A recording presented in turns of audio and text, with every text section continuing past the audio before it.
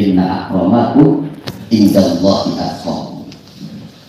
Maka ayat ini pun menepis semua tentang masalah nasab, tentang masalah suku dan bangsa. Bahwa dalam agama Islam itu Allah Subhanahu wa taala tidak akan pernah melihat rupamu. Allah tidak akan pernah melihat jasadmu. Allah tidak akan pernah melihat turunanmu, siapapun kamu turunannya. Jika tidak ada takwa kepada Allah Subhanahu wa taala, maka derajat kamu itu tidak ada apa-apanya. Artinya bahwa orang yang mulia di sisi Allah adalah orang yang paling bertakwa kepada Allah Subhanahu wa taala. Dan ini yang harus didikan dalam majmu'ah. Kenapa saya katakan demikian? Karena kita ini sekarang lagi geger di tempat tentang masalah nasab. Nasab boleh, tapi jangan untuk mencari nasib. Menjual nasab untuk sesuatu nasib, nisab dan lain sebagainya. Al-Imam Abdul Qadir Al-Jailani wa Ahmad Kabir Al-Rifai yang nasabnya jelas kepada baginda Nabi Muhammad SAW dulu pernah dipersoalkan, diam saja beliau, nggak ada reaksi. Kenapa demikian? Saya baca di kitabnya Al-Ishtighali, karena kesibukan beliau Allah kepada Allah Subhanahu wa taala sehingga tidak memperdulikan ketika orang memprotes tentang nasab dan Syaikhul Qadir Jailani. Dan sekarang ada orang yang memprotes nasab, ramai pada bela. Nah ini yang perlu kita luruskan. Nah, kenapa demikian? Karena kata baginda Nabi Muhammad SAW, Inna ahla baiti haulai yarawna annahum awlan nas. Dan itu adalah sesungguhnya ahli baitku, kata baginda Nabi Muhammad SAW, haulai yarawna, mereka itu memandang annahum awlan nas, bahwasanya mereka itu yang paling utama manusia di denganku. Mereka memandang, melihat, menganggap bahwa mereka yang paling utama, mengatasnamakan aku. Kita lihat di medsos dakwah, punten suka bawa aku ini bakat lagi Rasulullah. Ini udah mulai gak benar. Kenapa? Gak perlu seperti itu. Jadi kalau kita dakwah sebenarnya tidak memerlukan untuk seperti itu. Kenapa? Karena kullu muda'in mumtahan. Setiap orang yang mengaku itu akan diuji. Ada orang ngaku wali akan diuji kewaliannya. Ada orang yang ngaku-ngaku turunan Nabi tentu akan diuji. Benar ya? Setiap orang yang ngaku pasti akan diuji. Kullu muda'in mumtahan. Ini kata baginda Nabi Muhammad SAW. Maka oleh karena itu ditepis oleh Nabi Muhammad SAW, wa inna awlan nasi bi al-muttaquna. Ini ditepis oleh baginda Nabi Muhammad SAW ketika ada dzurriyyah Nabi Muhammad SAW. Nasab Nabi Muhammad SAW, ahlu baitin Nabi Muhammad SAW mengklaim bahwa dirinya sebaik-baiknya manusia dibantah oleh Rasulullah. Kata baginda Nabi Muhammad SAW, wa inna awlan nas, dan sesungguhnya yang seutama-utama manusia dengan itu al-muttaqun adalah orang-orang yang bertakwa kepada Allah Subhanahu wa taala. Maka wahai saudara, siapapun kamu dan dari mana asal kamu, ini yang benar. Karena ini adalah tafsir daripada ayat inna akramakum indallahi atqakum. Hadis sahih. Jadi ternyata baginda Nabi Muhammad SAW menyatakan ini ada semua pun berhak untuk menjadi ahlul baiti. Ini di sini ada perbedaan antara dzurriyyah wa ahlul bait. Karena tidak setiap dzurriyyah itu ahlul bait. Tidak setiap dzurriyyah keturunan Nabi Muhammad SAW itu ahlul baitin Nabi Muhammad SAW. Tidak setiap dzurriyyah keturunan Nabi Ibrahim alaihissalam itu adalah ahlul baitun Nabi Ibrahim alaihissalam. Makanya dalam Al-Quranul Karim Allah Subhanahu wa taala berfirman menceritakan tentang kisah Nabi Ibrahim alaihissalam, "Faman tabi'ani fahuwa minni." Maka siapapun yang ikut aku, kata Nabi Ibrahim alaihissalam, fahuwa minni, maka sesungguhnya dia adalah keluargaku dan bagianku. Tetapi Nabi Ibrahim alaihissalam pun membantah, kalau orang itu tidak taat kepadaku, maksiat, nah secara hakikatnya bukan bagian dari aku. Maka Habib Jindan lebih kasar ngomongnya. Kalau ada Habib yang suka ngaco, kata Habib Jindan itu kan, kamu sudah keluar saja, balik kampung ke negara kamu. Kamu jangan ngaku-ngaku duriah Nabi Muhammad SAW. Kalau kelakuanmu seperti itu, kamu bukanlah air maninya, tetapi air kencingnya. Itu kan lebih kasar ketimbang ngomong saya. Makanya tadi Pak Sahli, kalau saya disebut Habib, saya nolak.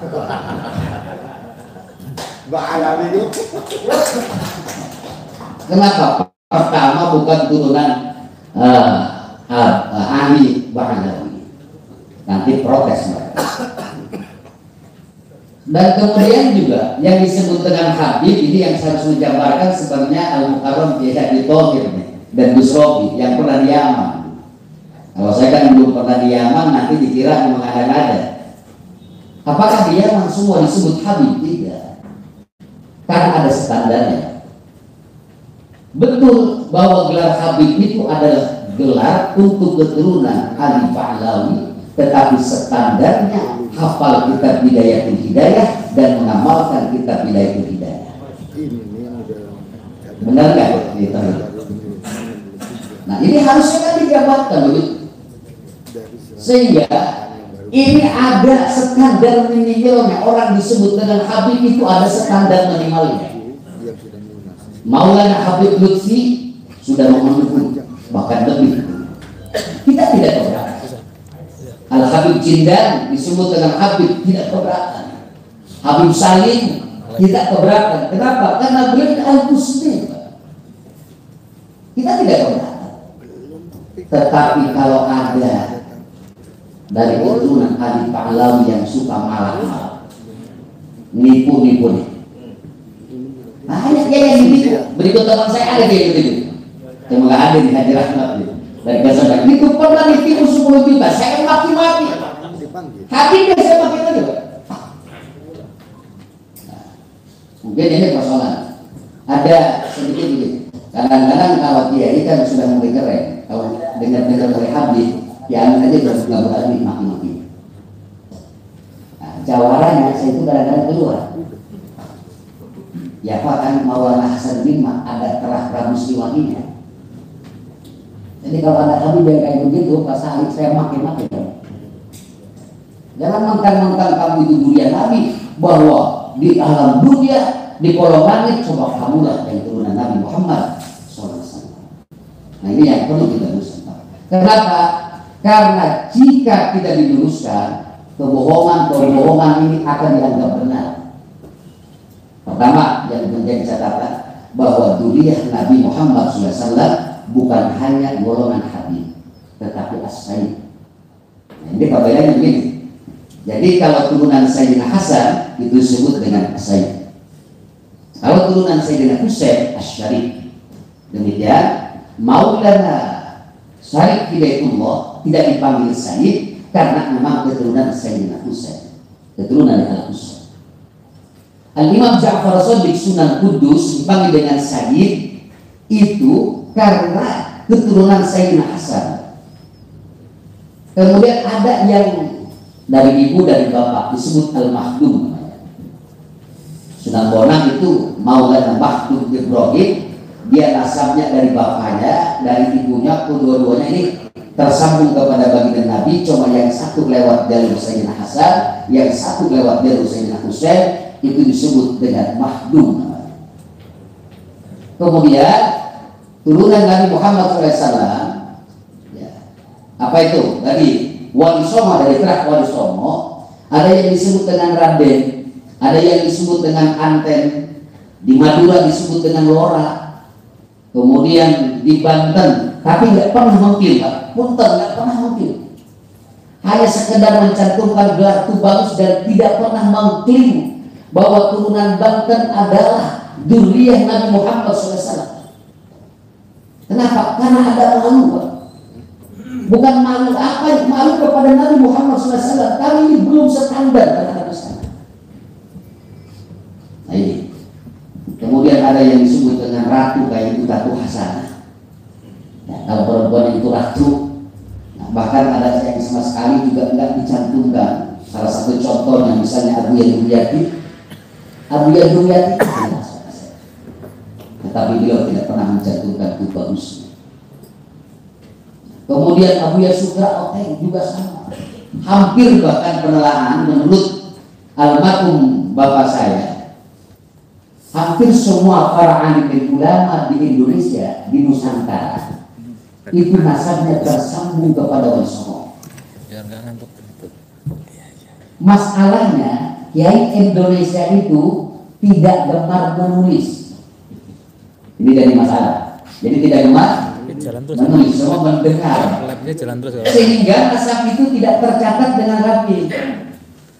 Ini yang menjadi masalah. Ya, kayak Ki Abu, saya yakin Ki Abu ini nyambung nasabnya. Amin, amin. Kenapa? Karena saya dengar sendiri dari almarhum bapak saya ketika menerangkan doa Nabi Ibrahim alaihissalam itu ada kalimat wa min dzurriyyati rabbi ij'alni muqimas shalah wa min dzurriyyati. Jadi semua orang-orang yang saleh itu ya, itu adalah masih ada kaitan-kaitannya dengan orang-orang yang mulia di sana. Entah dia ke Wali Songo, entah dia itu ke Syekh Muhammad Sholih di Gunung Sate misalnya, salah satu di Banten itu adalah Al-Mukarram Shahibil Laduni Syekh Kiai Ahmad As-Samahudi. Kiai Samahudi itu nasabnya tersambung ke Syekh Muhammad Sholih. Jadi ada orang di Indonesia ini Al-Mukarram itu para ulama, ada yang ke Kiai Soleh, Syekh Soleh, ada ke Sayyid Man Israfil, ada ke Maulana Maghribi Maroko, kemudian ada juga ke As-Samarkandi, ya, Jamaluddin As-Samarkandi. Nah, Pak, hadirin demikian bahwa ternyata orang yang paling mulia di sisi Allah Subhanahu wa taala berdasarkan Al-Qur'an dan hadis bukanlah kata sebab turunan, tetapi adalah ketakwaan kepada Allah Subhanahu wa taala. Tetapi Nabi Ibrahim ada kemurahan dalam ayat tertentu. Wa man asani fa innaka ghafurur rahim. Ini kemurahan Nabi Ibrahim AS.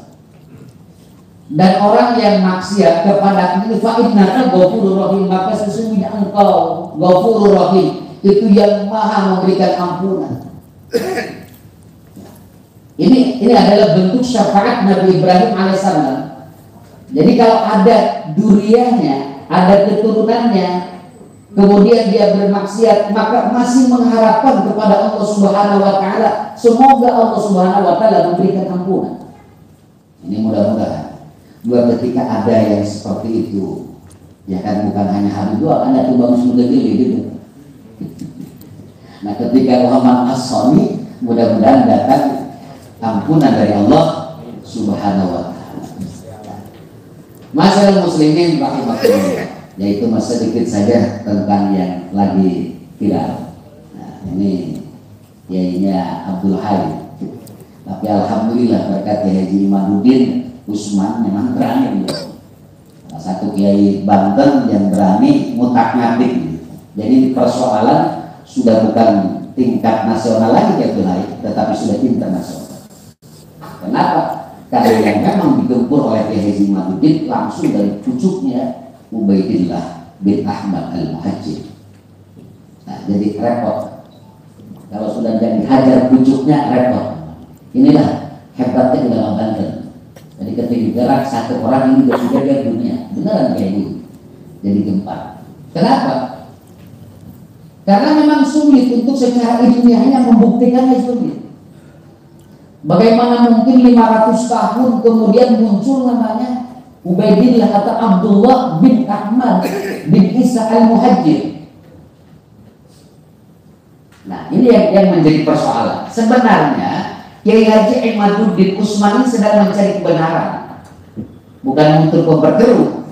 Cuma permasalahannya sulit Pak, mencari kitabnya yang membuktikan pada abad keempat ditulis secara tertulis di situ bahwa Ubaidillah atau Abdullah bin Ahmad Isa al-Muhajir. Ini jadi permasalahannya. Bukan berarti tidak ada. Ya, karena dalam kitab Asy-Syajaratul Mubarakah Al-Imam Fakhrur Razi tidak mencantumkan itu. Makanya sampai turun ketum PBNU. Jadi kan untuk ngadam-ngadam ini. Kalau di sini masih disebut Kiai Sahlinya. Sampai turun. Ya selesai di PBNU ya sudah selesai. Kalau sudah ngomong PBNU Samina wa Aqada saja. Udah dipakas dengan keberkahan. Kita melaksanakan dengan keberkahan, melaksanakan, enggak usah dipermasalahkan. Ya sudah, kalau sudah yang ketum ngomong Samina wa Aqada, kita sudah tidak mempermasalahkan. Nah, ini alhamdulillah kita punya majmuah. Nah ini sebenarnya harusnya diangkat nih Kiai Sahli, ketua majmuahnya. Karena belum resmi pengangkatannya. Karena kalau ngangkat sendiri kan nggak boleh. Didaulat. Nah, iya nggak ada orang ngangkat dirinya sendiri. Mana ada orang ngangkat dirinya sendiri? Nggak ada. Kata Kiai di Pemdi, ketua majmuah nggak usah. Kira-kiranya kalau kita jadikan di ketua majmuah sepakat. Nah sekarang beres ya. Beres. Karena 27 organisasi pakai Sahli sepakat untuk mengangkat ketua majmuah. Luar biasa. Tepuk tangan atas pengangkatan hari ini ya, secara resmi sudah ya. Secara resmi, mudah diresmikan saja. Karena ini sudah kesepakatan semua. Ya, 27 organisasi terkumpul sepakat bahwa Kiai Haji Febri menjadi ketua majmuahnya. Ada pun sang sekretaris dan bendahara terserah beliau. Di SKK. Ya hebat memang layak beliau untuk mendapatkan gelar doktor honoris. Jadi sebenarnya sedikit saya cerita. Gak nyangka-nyangka juga sama beliau ini ketika musiman di 2018. Ya saya ada tugas dari bupati pengen dikawal jadi mutawibnya bupati gitu. Saya melalui TPAD tetap ada khusus untuk menjadi mutawibnya bupati 2018. Sebenarnya kami itu tidak pernah memprogramkan majmuah dan tidak ngobrol-ngobrol juga di PCNU tentang ini begitu. Tapi giliran praknya kenapa ini jadi Katib Surya, ini jadi Romis, kemudian Gus Romi jadi ketua PCNU. Ini ada sehingga yang ngobrol, yang ini dikira kita itu musyawarah seperti itu, di muka. Padahal di sana cuma yang bareng menjadi petugas haji, ya gitu kan. Kebetulan ya saya, beliau, kemudian Gus Robi dan lain sebagainya ketemu juga dengan Gus Yahya pada saat itu. Ya alhamdulillah setelah pulang dari Mekah itu ada sedikit obrolan, kemudian terus ini sampai Pak ke majmuah yang awal-awal cuma di grup-grup ya, makanya alhamdulillah berkahnya ini Pak Kabar Kesra berkahnya. Tadi kan sudah dengar sendiri 2 tahun dengan Mas Mujib. Dan ini saya sudah di bupati sendiri. Itu telepon ke saya, bilang sama Haji Febri, gimana? Dia itu telah berhasil nih. Menurut saya nih, satu lagi. Wah, kalau ini berhasil, naik dia. Siap Bu, saya sampaikan. Beres itu semua ulama beres Haji Febri. Alhamdulillah. Ini Haji Febri ini naik eselonnya ini berkata ngurusin ulama. Kalau nggak bisa ngurusin ulama, turun. Majmuah alhamdulillah.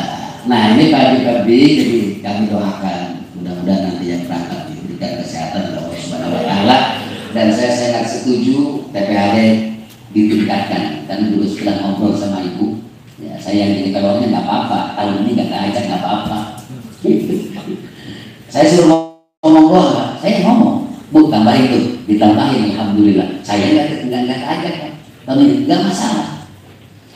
Cuma ada tambahan lagi. Ini tolong sampaikan ke staf ahli, nanti saya perkuat. Kalau bisa, selain daripada TPAD ada umur, cocok nih.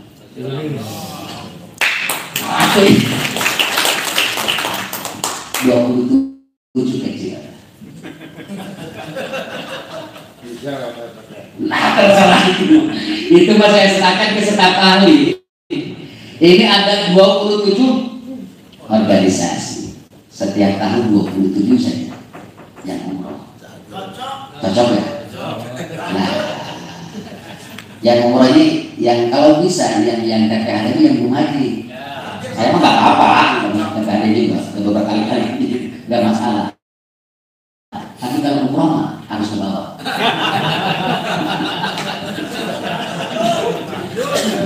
Maksud saya, kalau yang umroh mah utamakan yang sudah haji, gitu kan. Kalau sudah habis, yang model kayak Haji Olil kan udah berapa kali kayak Olil. Hajinya kan gitu, masa harus TPHD lagi, umroh, gitu. Tapi Haji Mahmudi udah beberapa kali. Kalau umroh nggak nolak juga. Nggak kira kalau 27, 30 belum sampai 1 miliar kok. Maupun ada kikulan. Tinggal berapa ada kikulan? 30 macam-macam. 3 kali 3 bisa. Bisa masa Kabupaten Lebak bisa, Kabupaten Serang bisa.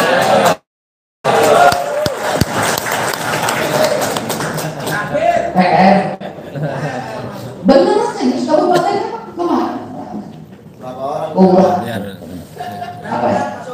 60 orang. Ini mah cuma 30 orang. 27 tadi kan?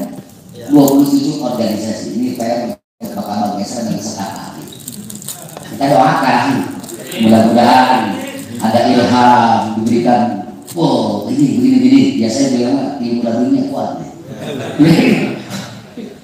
Ada saja gitu solusinya, insya Allah. Dan niatanlah untuk hikmah. Karena kalau cuma 10 kan lambat itu maksudnya Pak Kamal Gesra. Ya, yang lambat-lambat ini kira-kira bisa nggak kalau umroh gitu? Umroh. Maaf saya potong, panjang umur ibu WA. Alhamdulillah. Emang tuh bagus ini hebat doa. Ya kalau 27 umroh tiap tahun kan insya Allah beres. Ini jumlah aja berapa? Paling 3 tahun kan? Selesai gitu. Yang belum haji nggak akan gitu masuk PPHD. Basnas bidang kaya.